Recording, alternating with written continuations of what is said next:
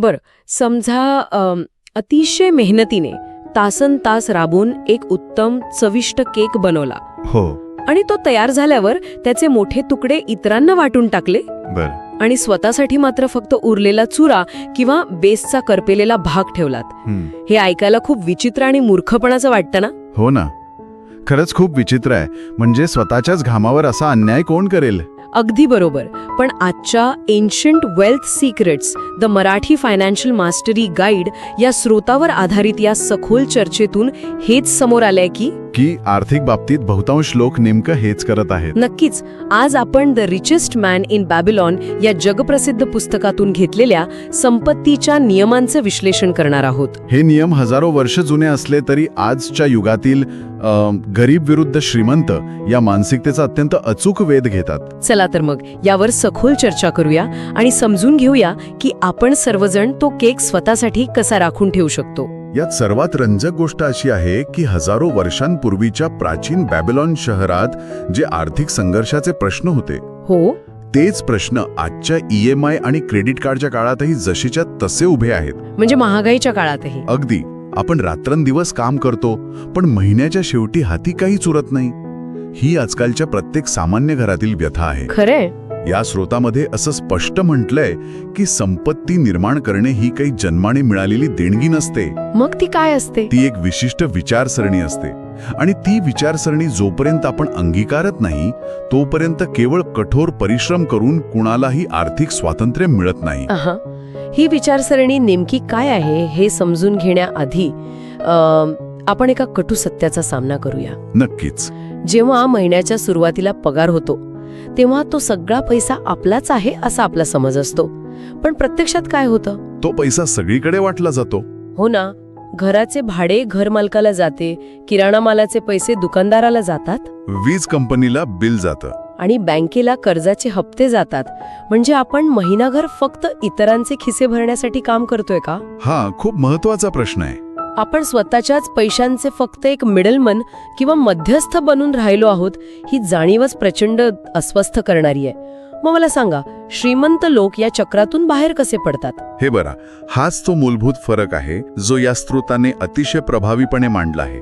गरिबांची किंवा मध्यमवर्गीयांची विचारसरणी काय असते? काय असते? आधी खर्च करणे आणि मग उरलेले वाचवणे. म्हणजे पगार झाला की आधी सगळी बिले भरणार? हो, बाहेर जेवायला जाणार, खरेदी करणार आणि मग महिन्याच्या शेवटी जर चुकून काही उरलेच तर ते वाचवणार. आणि साहजिकच बहुतांश वेळा काहीच उरत नाही. अगदी बरोबर. या उलट श्रीमंतांची विचारसरणी अगदी सोपी आणि स्पष्ट असते. आधी स्वतःसाठी वाचवणे आणि मग उरलेल्या पैशांतून खर्च करणे. अरे वा. याच संकल्पनेला स्वतःला आधी पगार द्या किंवा पे युअरसेल्फ फर्स्ट असं म्हटलं आहे. म्हणजे आपण जे काही कमावू त्यातील किमान 10% भाग हा फक्त आणि फक्त आपला असायला हवा. हो, त्यावर पहिला अधिकार आपला स्वतःचा हवा. हे ऐकायला खूप सोपं आणि आदर्श वाटतं. पण प्रॅक्टिकली विचार करूया. बरं. आजच्या काळात जिथे किराणा माल, पेट्रोल, मुलांच्या शाळेची फी या सगळ्याचे दर गगनाला भिडले आहेत. हो, महागाई खूप वाढली आहे. तिथे महिन्याच्या शेवटी 10% बाजूला काढणं तर सोडाच, खिशात 100 रुपये उरणंही कठीण होऊन बसतं.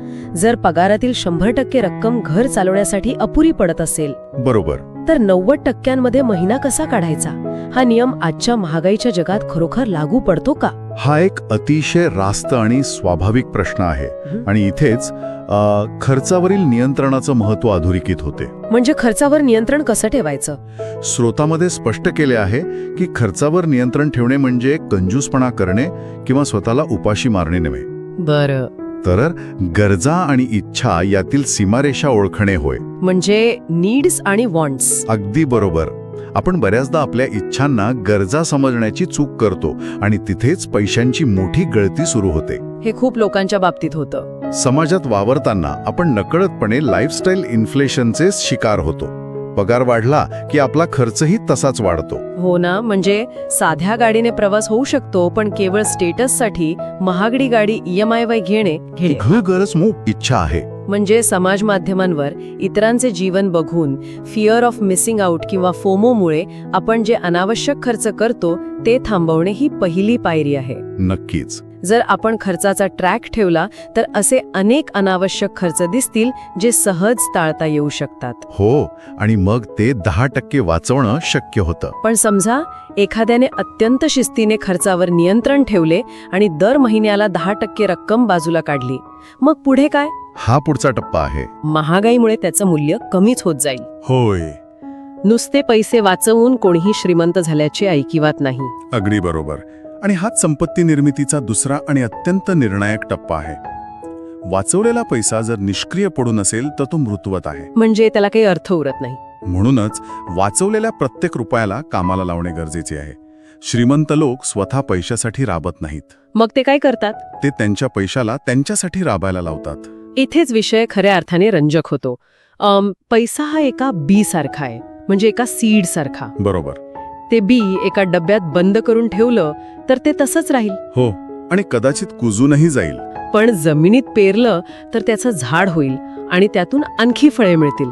याचा व्यापक दृष्टिकोनातून विचार केला तर यालाच आपण चक्रवाढ वाढ किंवा कंपाऊंडेड ग्रोथ म्हणतो. हे बीजाचं उदाहरण ऐकायला खूप छान वाटतंय, पण प्रत्यक्षात आधुनिक जगात हे नक्की कसं काम करतं सांगतो. कारण अनेकांना गुंतवणुकीतून मिळणारा परतावा आणि चक्रवाढ वाढ हा फक्त कागदावरचा गणिताचा फॉर्म्युला वाटतो. मग तसं अजिबात नाहीये. ही वाढ प्रत्यक्षात संपत्ती कशी दुप्पट किंवा तिप्पट करते यामागचं तंत्र काय आहे? जर आपण आधुनिक आर्थिक साधनांच्या संदर्भात याचा विचार केला तर चक्रवाढ व्याजाची ताकद खऱ्या अर्थाने उलखडते. हे काही जादू टोणा नाही. मग हे कसं काम करतं? हे वेळ आणि पैशांचे एकत्रित अत्यंत तर्कशुद्ध गणित आहे. बीजाच्या उदाहरणावरूनच समजून घेऊया. बरं. जेव्हा आपण वाचवलेले पैसे योग्य ठिकाणी गुंतवतो तेव्हा त्यावर काही परतावा मिळतो. ही झाली पहिली फळे. ओके. आता चक्रवाढ वाढीचा नियम सांगतो की ती फळे खाऊन संपवू नका. त्या फळांमधील बिया पुन्हा जमिनीत पेरा. म्हणजे जो परतावा मिळाला आहे तो परत गुंतवायचा. अगदी. आधुनिक भाषेत सांगायचे तर तुमच्या गुंतवणुकीवर जो नफा किंवा लाभांश मिळतो तो काढून न घेता पुन्हा गुंतवा. अच्छा. सुरुवातीची 5-10 वर्षे ही वाढ खूप संथ वाटते, पण 15व्या किंवा 20व्या वर्षी अशी वेळ येते जेव्हा तुम्ही गुंतवलेल्या मूळ रकमेपेक्षा त्यावर मिळणारा व्याज हा कित्येक पटींनी जास्त असतो. बाप रे, म्हणजे तुमचा पैसा आता स्वतःहून पैसा कमवू लागलेला असतो. हो, हेच ते रहस्य आहे. पण इथे एक मोठी अडचण आहे. आपण म्हणतोय की बी जमिनीत पेरा, पण ते बी जर खडकाळ जमिनीत किंवा चुकीच्या ठिकाणी पेरले तर ते नष्ट होईल. हे फार महत्वाचं आहे. गुंतवणुकीच्या जगातही असंच होतं ना. लोक पैसे गुंतवायला जातात आणि चुकीच्या ठिकाणी गुंतवून बसतात. हो, अनेकदा होतं असं. साहजिकच अशा वेळी आपण आपल्या जवळच्या मित्रांचा, नातेवाईकांचा किंवा ऑफिसमधील सहकाऱ्यांचा सल्ला घेतो. त्यांचा हेतू वाईट नसतो. ते आपले हितचिंतकच असतात. हो. मग त्यांच्या मोफत सल्ल्यावर विश्वास ठेवून गुंतवणूक करण्यात काय गैर आहे? हा गुंतवणुकीच्या प्रवासातील सर्वात मोठा आणि घातक खड्डा आहे. अरेच्छा, असं का? कारण चांगला हेतू आणि योग्य आर्थिक ज्ञान या दोन पूर्णपणे वेगळ्या आणि एकमेकांशी संबंध नसलेल्या गोष्टी आहेत. म्हणजे हेतू चांगला असला तरी ज्ञान असेलच असं नाही? हो. या स्त्रोतामध्ये यासाठी एक अतिशय उत्तम उदाहरण दिले आहे. जर आपल्याला हिऱ्या मोत्यांच्या दागिन्यांची पारख करायची असेल तर आपण सोनाऱ्याकडेच जायला हवे, सुताराकडे नाही. बापरे, हे किती अचूक आहे. सुतार कितीही चांगला माणूस असला, आपला कितीही जवळचा मित्र असला तरी त्याला सोन्याची किंवा हिऱ्यांची पारख कशी असणार? नाहीच असणार. गुंतवणुकीच्या बाबतीत आपण नेमकी हीच मोठी चूक करतो. आपण शेअर बाजार किंवा रिअल इस्टेटचा सल्ला अशा व्यक्तीकडून घेतो ज्याने स्वतः कधीच यशस्वी गुंतवणूक केलेली नसते. अगदी बरोबर. किंवा ज्याचे स्वतःचे आर्थिक जीवन अस्थिर असते. म्हणजे केवळ ओळखीचे आहेत म्हणून कोणावरही आर्थिक विश्वास टाकणे हे स्वतःच्याच पायावर कुऱ्हाड मारून घेण्यासारखे आहे. हो, 100%. सल्ला घेताना तो व्यक्ती त्या क्षेत्रातील तज्ज्ञ आहे की नाही हे पाहणे पैशांइतकेच महत्वाचे आहे. नक्कीच. आर्थिक ज्ञान किंवा फायनान्शियल एज्युकेशन नसल्यास गुंतवणूक करणे हे डोळ्यांवर घट्ट पट्टी बांधून महामार्गावर भरधाव गाडी चालवण्यासारखे आहे. गाडी कितीही महागडी असली तरी डोळ्यांवर पट्टी असेल तर अपघात निश्चित आहे. हो. आर्थिक साक्षरता म्हणजे फक्त पैसे मोजता येणे किंवा बँकेत खाते असणे नव्हे. मग काय? तर अर्थशास्त्र कसे काम करते, महागाईचा दर गुंतवणुकीला कसा खाऊन टाकतो आणि धोका विरुद्ध परतावा यांचे गणित काय आहे हे समजून घेणे. म्हणजे रिस्क अँड रिवॉर्ड समजणं. हो.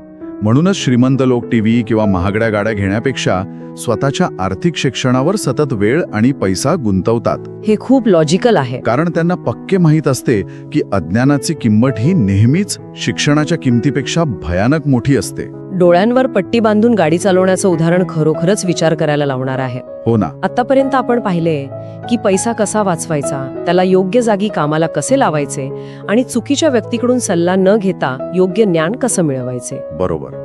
पण हे सगळं ज्ञान मिळालं म्हणजे दुसऱ्या दिवशी सकाळी उठल्यावर बँक अकाउंटमध्ये लाखो रुपये जमा झालेले नसतात. अजिबात नाही. संपत्तीची निर्मिती ही एका रात्रीत होणारी गोष्ट नाही.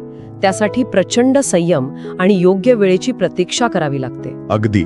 आणि इथेच शिस्त आणि सातत्य यांची खरी परीक्षा असते. म्हणजे कन्सिस्टन्सी. हो. लोक अनेकदा यशस्वी आणि श्रीमंत लोकांना पाहून अतिशय सहजपणे म्हणतात की त्यांचं नशीब चांगलं होतं. हो, किंवा त्यांना योग्य वेळी योग्य संधी मिळाली म्हणून ते मोठे झाले. पण या स्रोताने नशिबाची व्याख्याच बदलून टाकली आहे.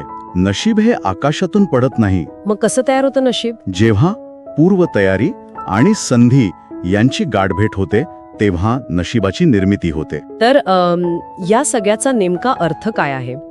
मला असं वाटतं की संधी ही एखाद्या सुसाट वेगाने जाणाऱ्या ट्रेन सारखी असते. खूप छान उदाहरण आहे. ती प्लॅटफॉर्मवर येते आणि काही सेकंदातच निघून जाते. जर आधीच तिकीट काढून आपण प्लॅटफॉर्मवर तयार नसू तर ती संधीची ट्रेन आपल्या डोळ्यादेखत निघून जाईल. अगदी बरोबर. इथे तिकीट म्हणजे आपली आधीपासून केलेली आर्थिक तयारी आणि ज्ञान. जर अचानक बाजारात एखादी चांगली गुंतवणूक करण्याची संधी आली आणि आपल्याकडे पैसाच नसेल तर त्या संधीचा काय उपयोग? हा मुद्दा तुम्ही अगदी अचूक पकडला आहे. जर आधीच स्वतःला पगार देऊन पैसे वाचवून ठेवले नसतील तर कितीही उत्तम संधी चालून आली तरी तिचा फायदा घेता येणार नाही. हो. हा एक महत्वाचा प्रश्न उपस्थित करतो की मेहनत, शिस्त आणि सातत्य या गोष्टी नशिबावर नेहमीच कशी मात करतात. नक्कीच. यासोबतच या स्रोतामध्ये आणखी एका अत्यंत महत्त्वपूर्ण बाबीवर लक्ष वेधले आहे. ती म्हणजे भविष्यातील संकटांसाठीची आर्थिक तरतूद. Emergency fund. हो. मानवी जीवन अत्यंत अनिश्चित आहे. आजारी पडणे, नोकरी जाणे किंवा व्यवसायात अचानक नुकसान होणे या गोष्टी कोणाच्याही हातात नसतात. म्हणजे अचानक संकट आलं तेव्हा छत्री शोधायला जाण्यात शहाणपणा नाही. पाऊस सुरू होण्यापूर्वीच छत्री तयार असायला हवी. अगदी तसंच. आपले आणि आपल्या कुटुंबाचे भविष्य सुरक्षित करण्यासाठी आजच पावले उचलणे गरजेचे आहे. हो, हे खूप महत्वाचं आहे. अचानक आलेल्या आर्थिक संकटात जेव्हा आपल्याकडे स्वतःचा असा एक मजबूत इमर्जन्सी फंड किंवा आर्थिक पाठबळ असते तेव्हा आपण त्या संकटाला न घाबरता सामोरे जाऊ शकतो. हो. आणि मानसिक संतुलन न गमावता. हे पाठबळ आपल्याला चुकीचे आणि घाईचे निर्णय घेण्यापासून वाचवते.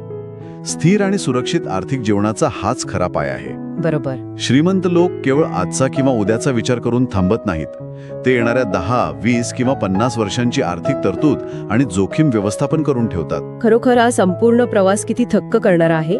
आजच्या या सखोल चर्चेत आपण संपत्ती निर्माण करण्याच्या एका अत्यंत महत्त्वपूर्ण प्रवासाचा मागोवा घेतला. हो.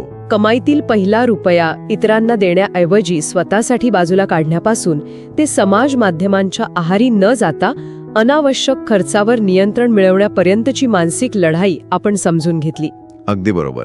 त्यानंतर त्या वाचवलेल्या पैशाला एका बीजासारखे योग्य आणि सुपीक जमिनीत पेरून चक्रवाढ वाढीच्या माध्यमातून त्याचे एका महाकाय वृक्षात रूपांतर कसे होते याची गणिते पाहिली. हो.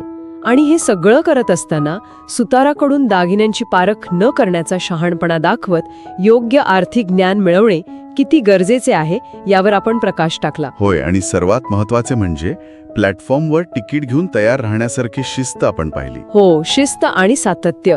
योग्य संधीची वाट पाहत भविष्यासाठी एक स्थिर आर्थिक साम्राज्य कसे उभे राहते हे आपण सविस्तर समजून घेतले. नक्कीच. या चर्चेतून एक गोष्ट स्पष्ट होते की हे नियम फक्त पुस्तकातील जुन्या प्राचीन कथा नाहीत, तर हे प्रॅक्टिकल धडे आहेत. हो. हे फायनान्शियल मास्टरी मिळवण्यासाठीचे अत्यंत व्यावहारिक धडे आहेत.